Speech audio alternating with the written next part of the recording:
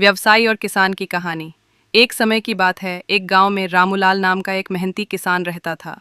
उसकी ज़मीन छोटी थी, लेकिन वो बहुत लगन से खेती करता था और अपने परिवार का पेट पालता था।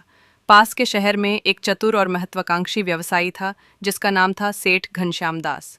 सेठ घनश्याम दास हमेशा नए व्यापार के अवसर तलाशता रहता था। एक साल गांव में भयंकर सूखा पड़ा। रामूलाल की फसल सूखने लगी और वो बहुत चिंतित हुआ। उसने सेठ घनश्याम दास से मदद मांगी। सेठ घनश्याम दास ने रामूलाल को एक प्रस्ताव दिया। उसने कहा, रामूलाल, मैं तुम्हें अभी पैसे दूंगा ताकि तुम अपने परिवार का गुजारा कर सको, लेकिन जब तुम्हारी अगली फसल अच्छी होगी तो तुम्हें मुझे अपनी फसल का एक बड़ा हिस्सा देना होगा। रामूलाल के पास कोई और रास्ता नहीं था, इसलिए उसने ये प्रस्ताव मान लिया। सेठ घनश्याम दास ने रामूलाल को पैसे दिए और रामूलाल ने किसी तरह उस सूखे से अपने परिवार को निकाला।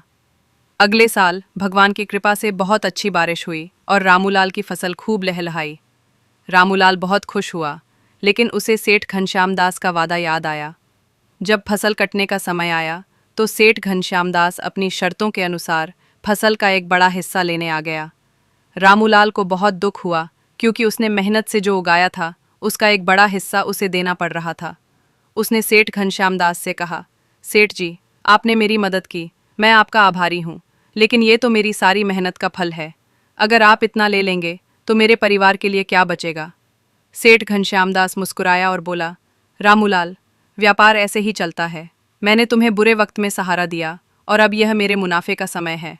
रामूलाल को उसकी बात माननी पड़ी, लेकिन उसने एक सबक सीखा। उसने महसूस किया कि व्यवसायी और किसान के बीच का संबंध अक्सर संतुलन पर आधारित होता है। व्यवसायी जोखिम उठाता है और निवेश करता है, जबकि किसान अपनी मेहनत और भूमि पर निर्भर रहता है। दोनों को एक दूसरे की ज़रूरतों को समझना चाहिए, ताकि एक निष्पक्ष और स्थायी रिश्ता बना रहे। इस घटना के बाद रामूलाल ने और अधिक समझदारी से काम करना शुरू किया। उसने अपनी बचत का कुछ हिस्सा आपातकाल के लिए रखना शुरू किया और नए तरीके अपनाने लगा, ताकि वो केवल एक ही फसल पर निर्भर ना रहे।